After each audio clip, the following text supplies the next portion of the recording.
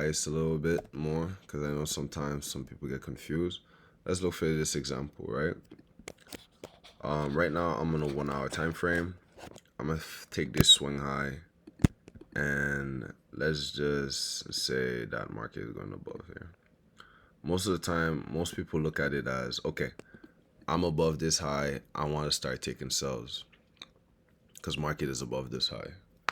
And so when market hits this high, they look at the bias being down. Just now, by hindsight, it's not down. Like we just saw it, so we can't really cheat that. But let's just move forward. So market was here, came up here, and we go again, and market kept on going up. Now, most people are going to sit there, my bias is bad, blah, blah, blah. But an easy way to fix this is, instead of looking at one time frame and saying, okay, market is going up a swing high, you want to look at price. You want to keep that in mind. You want to look at price as a paperclip, as basically a paperclip. And basically, price is trying to go towards a big magnet, like a big magnet. You're trying to look at this magnet, but you can't see the magnet on a small time frame. So when you start zooming back on a higher time frame, you start looking at a bigger spectrum. See, market was headed to this point. Now, a lot of people have it when they use this type of mechanics or system that I'm talking about. Their next problem is that instead of taking the trade, you see this red line I was right here. It took out a high and then reverse. It kept on going higher. Most people, what they would do, they would wait for price to come all the way above here so they could wait for sells. I'll tell you, no, don't do that. The more profitable and the easiest thing to do is to, if prices are below this high, you want to trade with the trend until it reaches to that top. Okay, instead of just waiting hours and hours for market to go above here and then reverse, you already know that market is going above here, right? You're waiting to take sales above here. So that means if price is below here, that means your bias from here to up here is bias. It's up. It's up.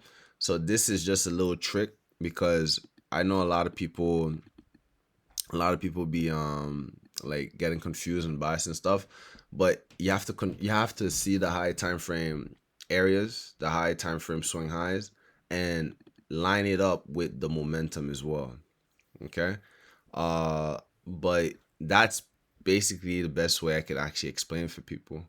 And always want to move with momentum towards where the big magnet is at. So like, for example, this is GU, right? GU is wilding out. But a couple of days ago, I sent a video on me taking sales on GU. Where was it? I don't remember. Let's see. Yeah, I took the trade right here.